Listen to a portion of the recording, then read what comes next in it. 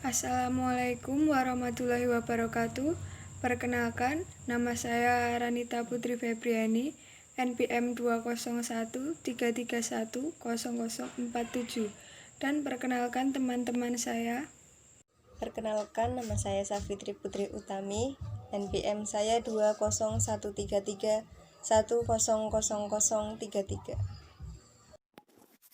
Assalamualaikum warahmatullahi wabarakatuh. Perkenalkan, nama saya Aprilia Wulandari, NPM 2031313100114. Perkenalkan, kami dari kelompok 3 ingin mempresentasikan hasil diskusi kami yang berjudul mengelola tanggung jawab sosial dan etika. Yang pertama, apakah tanggung jawab sosial itu? Tanggung jawab sosial adalah sebuah intensi bisnis melampaui kewajiban legal dan ekonomi untuk melakukan hal yang benar dan bertindak dengan cara yang baik bagi masyarakat. Untuk siapa tanggung jawab sosial ditujukan?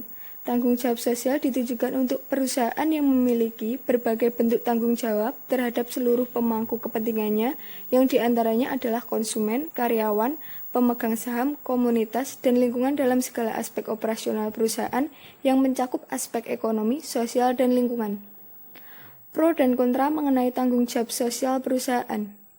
Yang pertama, dari pandangan kelompok yang pro terhadap tanggung jawab sosial dari organisasi bisnis, yaitu yang pertama, keterlibatan sosial merupakan respon terhadap keinginan dan harapan masyarakat terhadap peran perusahaan. Yang kedua, keterlibatan sosial mungkin akan mempengaruhi perbaikan lingkungan masyarakat yang mungkin akan menurunkan biaya produksi. Yang ketiga, meningkatkan nama baik perusahaan akan menimbulkan simpati langganan, simpati karyawan, investor, dan lain-lain.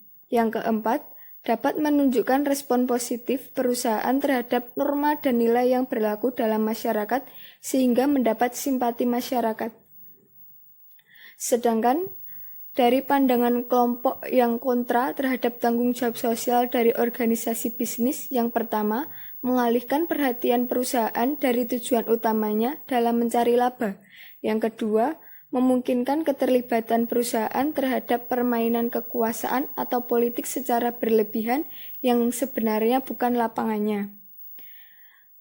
Yang ketiga, dapat menimbulkan lingkungan bisnis yang monolitik bukan yang bersifat pluralistik.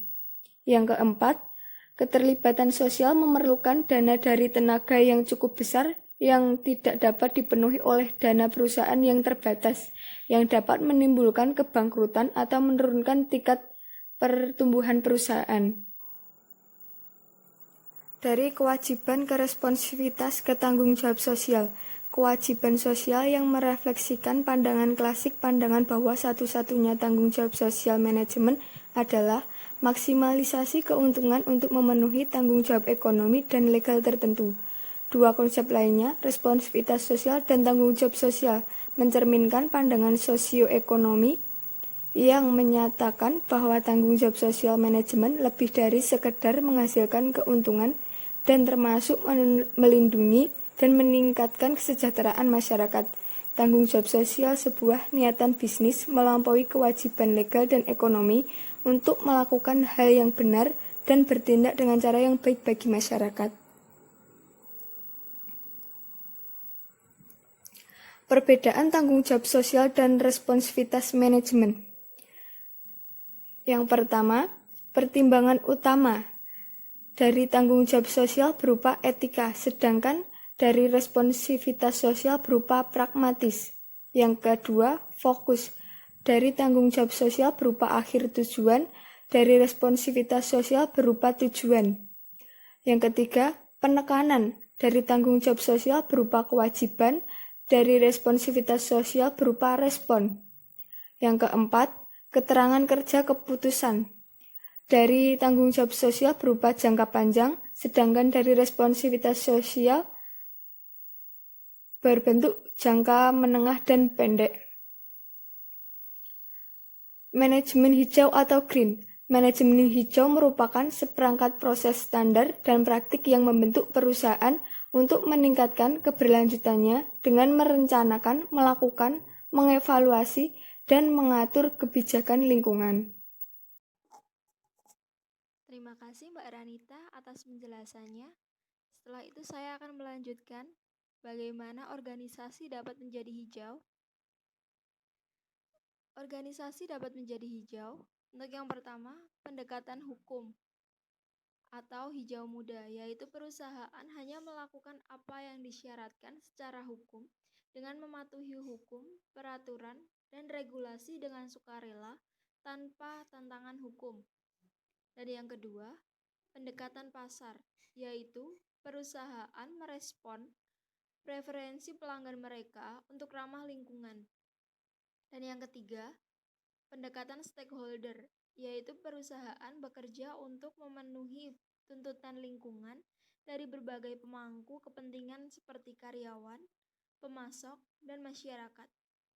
Yang keempat, pendekatan aktivis, yaitu perusahaan mencari cara untuk menghormati dan melestarikan lingkungan dengan cara aktif tanggung jawab secara sosial. Untuk urutannya, dari yang terendah, legal approach atau light green, dan yang kedua, market approach.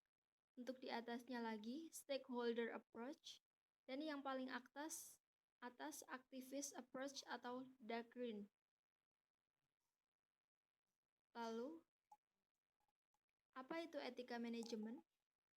Etika adalah prinsip, nilai, dan kepercayaan yang mendefinisikan perilaku benar dan salah.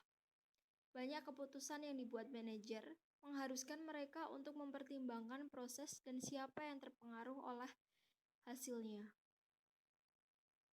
Untuk faktor-faktor yang mempengaruhi etika manajer dan karyawan, yaitu dilema etika dipengaruhi oleh beberapa hal, tahap perkembangan moral dan variabel moderasi lainnya, termasuk karakteristik individu, desain, structural organization, budaya organisasi, dan intensitas masalah etika. Untuk yang pertama, level preconception, yaitu pilihan seseorang antara benar atau salah didasarkan pada konsekuensi pribadi. Yang kedua, tingkat konvensional, yaitu keputusan etis bergantung pada memenuhi harapan orang lain. Dan yang ketiga, level berprinsip, yaitu individu mendefinisikan nilai-nilai moral terlepas dari otoritas kelompok atau masyarakat pada umumnya. Yang keempat, karakteristik individu. Yang kelima, nilai, yaitu keyakinan berdasar tentang apa yang benar dan salah. Yang keenam, ego strength, yaitu ukuran kepribadian dari kekuatan keyakinan seseorang. Yang ketujuh, locus of control, yaitu atribut kepribadian yang mengukur sejauh mana orang percaya mereka mengendalikan nasib mereka sendiri. Yang kedelapan, budaya organisasi. Dan yang kesembilan, intensitas isu.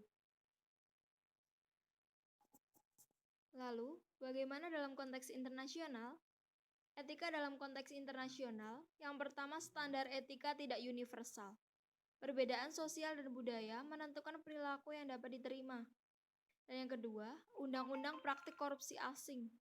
Ilegal untuk merusak pejabat asing, namun pembayaran token kepada pejabat diizinkan ketika melakukan hal tersebut merupakan praktik yang diterima di negara itu. Lalu selanjutnya, apa itu pengertian perilaku etis dan tidak etis? Lalu, apa pengertian perilaku etis dan tidak etis? Kata etis merupakan suatu hal yang berkaitan dengan moral atau prinsip-prinsip dari moralitas dan juga berkaitan dengan sesuatu yang benar ataupun salah dalam melaksanakan sesuatu. Yang kedua, pengertian tidak etis merupakan apabila suatu hal yang menyalahi etika yang dianut pada suatu kelompok masyarakat.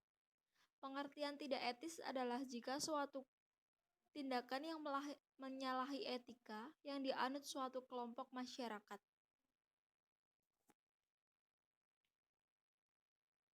Lalu, faktor yang menyebabkan perilaku etis dan tidak etis. Yang pertama, manajer secara pribadi, keluarga, nilai-nilai dan agama, kebutuhan dan standar pribadi yang akan menentukan tindakan etis dari manajer pada situasi-situasi tertentu. Organisasi juga mempengaruhi etika manajerial berdasarkan kebijaksanaan, aturan, perilaku atasan, dan perilaku rekan sekerja yang dapat mendukung dan mendorong tumbuhnya budaya organisasi, sehingga mempengaruhi perilaku etis manajer dan karyawan. Selanjutnya, lingkungan luar seperti peraturan pemerintah, norma, dan nilai masyarakat, serta keadaan industri atau pesaing juga mempengaruhi perilaku mereka dalam organisasi. Faktor yang menyebabkan perilaku tidak etis dan etis. Faktor-faktor yang menyebabkan perilaku tidak etis sebagai berikut. Dikatakan oleh Arens dan Lobeck 1997.73 menyebutkan bahwa terdapat dua faktor utama yang mungkin menyebabkan orang berperilaku tidak etis, yaitu yang pertama, standar etika orang tersebut berbeda dengan masyarakat pada umumnya, dan yang kedua, orang tersebut secara sengaja bertindak tidak etis untuk keuntungan dirinya sendiri.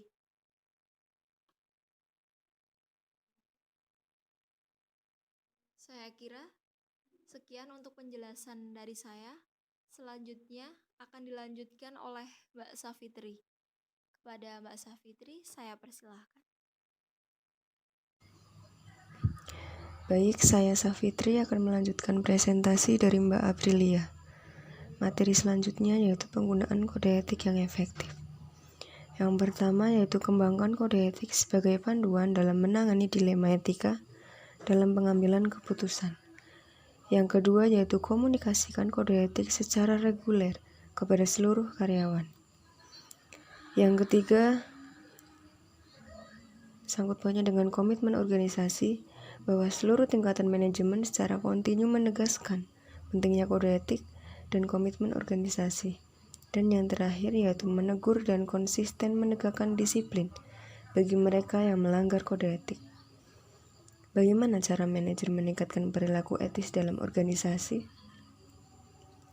Yang pertama yaitu bisa dengan sewa atau merekrut individu yang memiliki standar etika tinggi. Yang kedua, kembangkan kode etik dan aturan-aturan keputusan. Yang ketiga, manajer bisa meneladani dengan contoh. Dan yang keempat, bisa dengan gambarkan atau sosialisasikan tujuan pekerjaan dan mekanisme penilaian kerja. Yang kelima, organisasi atau suatu perusahaan bisa mengadakan training etika. Dan yang keenam, adakan audit atau kunjungan lapangan sosial independen. Dan yang terakhir adalah dukunglah individu yang menghadapi dilema etik. Apa sih manfaat dari training etika? Training etika bertujuan agar kita memiliki skills yang maksimum. Training etika juga dapat menghasilkan perbedaan perilaku etika dalam menyelesaikan masalah etika. Training etika juga dapat meningkatkan perhatian karyawan pada masalah-masalah etika dalam keputusan bisnis. Yang ketiga, bisa mengklarifikasi dan menguatkan standar perilaku organisasi. Dan yang terakhir, dengan adanya training etika, karyawan bisa menjadi lebih percaya diri karena mereka akan mendapat dukungan organisasi ketika mereka melakukan sesuatu yang tidak lazim tetapi secara etika benar. Yang selanjutnya yaitu kepemimpinan yang beretika. Bagaimana manajer menjadi contoh yang baik? Manajer bisa menjadi contoh yang baik dengan cara selalu etis dan jujur dalam setiap waktu. Yang kedua yaitu dengan berkata benar dan jangan menyembunyikan atau memanipulasi informasi. Yang ketiga dengan mengakui kegagalan dan tidak mencoba menutupinya. Yang keempat, manajer bisa mengkomunikasikan nilai-nilai etika pada karyawan melalui simbol, cerita, dan slogan. Dan yang terakhir yaitu dengan memberikan penghargaan pada karyawan yang berperilaku etis dan memberikan sanksi pada mereka yang tidak taat peraturan. Terima kasih, sekian presentasi dari kelompok 3. Jika ada salah kata dalam penyampaian presentasi, kami mohon maaf. Selanjutnya yaitu penayangan dari video kasus materi mengelola tanggung jawab dan etika. Bos gue cewek. Kok kamu ngelamun? Kamu dengar gak sih yang saya omongin? Kamu tuh apa sih yang dipikirin? Saya nggak suka nih pegawai kayak gini nih. Tugas nggak selesai dikasih, dibilangin nggak bisa, dikasih tahu malah ngelamun. Kamu maunya apa coba? Kamu tuh ya, waktu saya tuh nggak ngurusin kamu aja. Masih banyak kerjaan saya nih numpuk gara-gara kamu. Nggak dengerin lagi waktu dibilangin. Tobat gue aja yang cewek nggak sanggup dengar ocehannya. Gimana yang cowok? Kamu mau saya mulai dari mana, Dodi? Dari bismillah aja, Bu. Kamu ajakin saya bercanda. Maaf ya, Dodi. Tapi kamu tuh ya, kalau dibilangin nggak pernah denger. Kamu tuh istirahat balik jam berapa? Kebiasaan kamu nih ya. Pegawai macam apa kamu? Balik sesuka hati. Pergi. Dodi? Dodi? Astagfirullah. Dodi? Astagfirullah.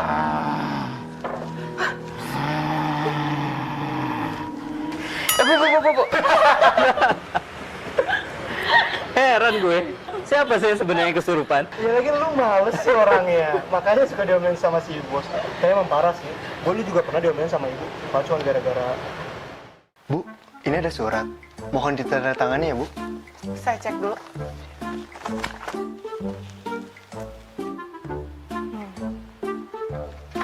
Saya nggak mau tanda tangan. Kenapa, Bu? Pakai nanya lagi, kamu periksa dulu.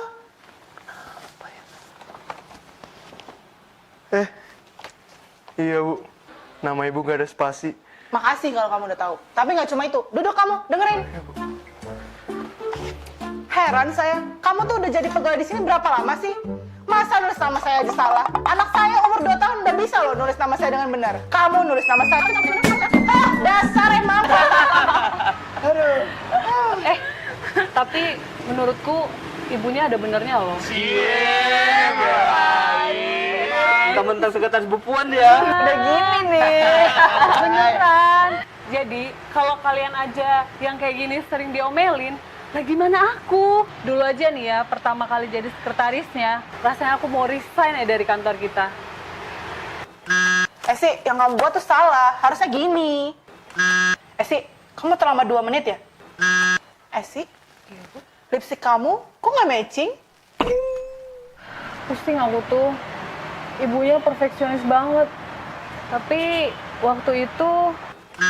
Esi, besok kamu datang 6:30 pagi ya. Tolong bantuin saya cek CCTV. Baik, Bu. Esi, itu siapa tuh? Pagi banget datangnya tapi nggak pakai seragam. Itu Dodi, Bu. Oh, kalau itu tuh siapa? Oh, kalau itu Bayi Haki, Bu. Oh, saya tahu tuh. Dia absennya cepet banget kalau pagi, tapi balik ke kantornya nanti baru jam 9 bareng si Dodi. Pusing saya tuh ngeliat yang kayak gini. Itu siapa tuh? Bagus tuh. Oh, kalau itu Fortina, Bu. Oh, bagus juga udah pakai seragam. Kok balik lagi tapi kamu catat ya? Baik, Bu. Pusing saya tuh. Asal kamu tahu ya sih, semua itu tergantung permulaannya. Kalau niatnya aja udah nggak benar, pasti kinerjanya nggak benar. Coba kamu cek deh, pasti ada aja salahnya ntar. Bener kan?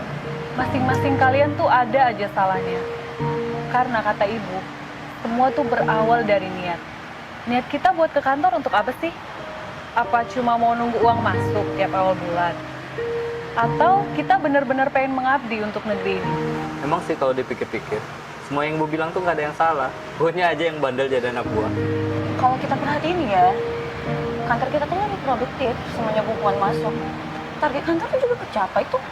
Dan yang gak gue temuin di orang lain, ibu itu gak pernah lupa buat bilang tolong, maaf, dan terima kasih.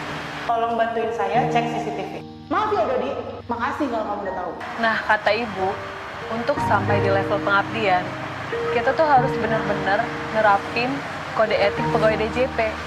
Ya kayak bekerja profesional, mentaati aturan. Dan si Ibu kan disiplin banget masalah jam kerja. Jam kerja dan tata tertib kantor. Saya udah dengar kok semuanya, santai. Yang penting kalian paham maksud saya. Itu cara saya buat kalian jadi tim yang solid. Yang penting gak ada tuh perbedaan atasan dan bawahan. Yang ada hanya perbedaan tanggung jawab. Kalian itu tanggung jawabnya jadi pegawai yang baik. Tanggung jawab saya mengubah kalian jadi pegawai yang baik dan menjadi panutan masyarakat. Itu. Doni, kamu jangan kesurupan ya di sini.